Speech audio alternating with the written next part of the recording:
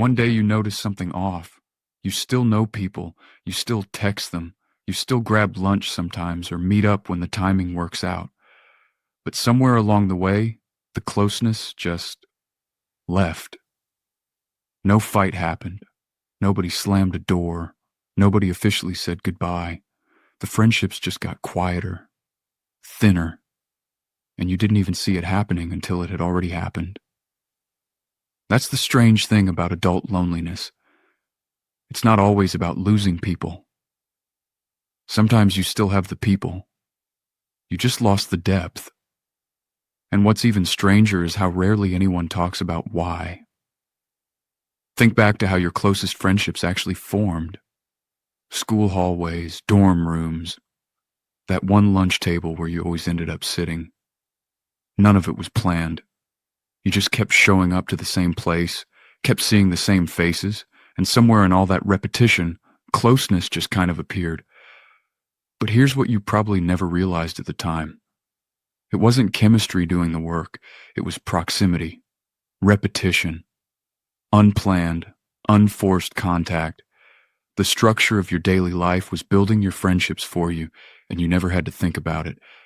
Then adult life quietly took all of that apart. Work became transactional, or remote. People moved. Schedules turned into a mess of competing obligations, and spontaneity got buried under calendars and commute times. Friendship stopped being something that life just generated on its own. It became something you had to consciously maintain, initiate, schedule, protect, and nobody ever taught you how to do that. So when friendships started fading, you blamed yourself, figured you were just bad at it, but that's not really what happened. Friendship lost its infrastructure. That's a completely different problem than being a bad friend. But proximity wasn't the only thing that disappeared. Something else eroded too, something harder to name.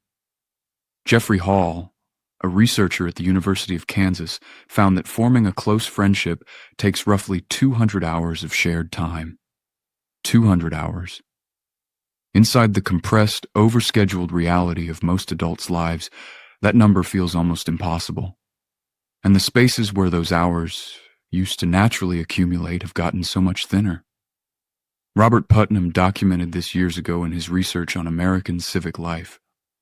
Informal socializing, the kind that needs no invitation and no agenda, declined by nearly 50% between the mid-1960s and the late 1990s.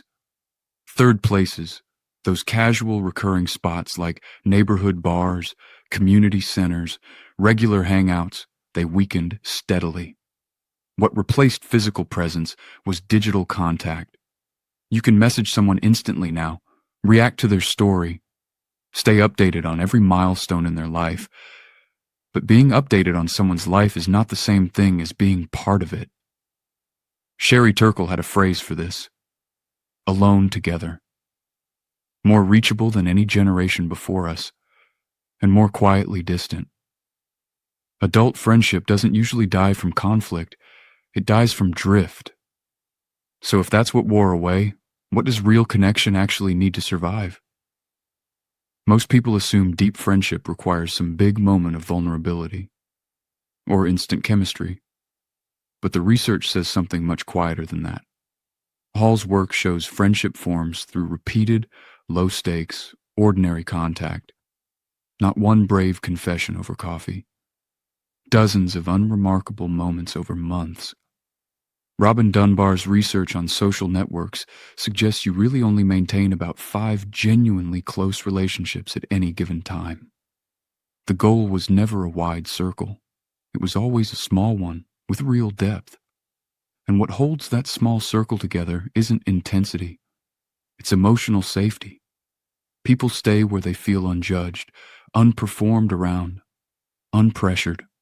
Side-by-side contact, walks, shared meals, recurring routines, those often build more closeness than any forced heart-to-heart ever could. Real connection is rarely built in big moments. It's built in the ordinary ones you keep repeating.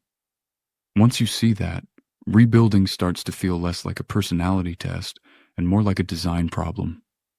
Stop waiting for chemistry to strike. Adult friendship grows slowly, and depth is built, not discovered on arrival. Protect recurrence over intensity, a monthly dinner, a weekly walk, a standing phone call. That repetition is the infrastructure you have to build yourself now.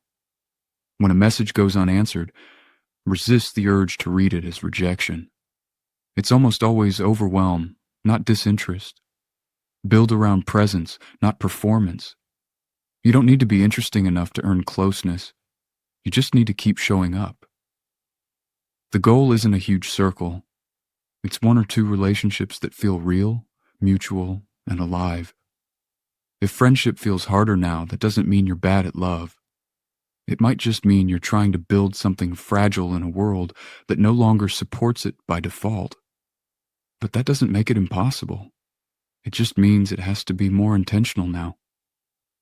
Friendship didn't become less important. The world just stopped making room for it. If this reached you, subscribe for more on loneliness, solitude, and what it means to stay connected.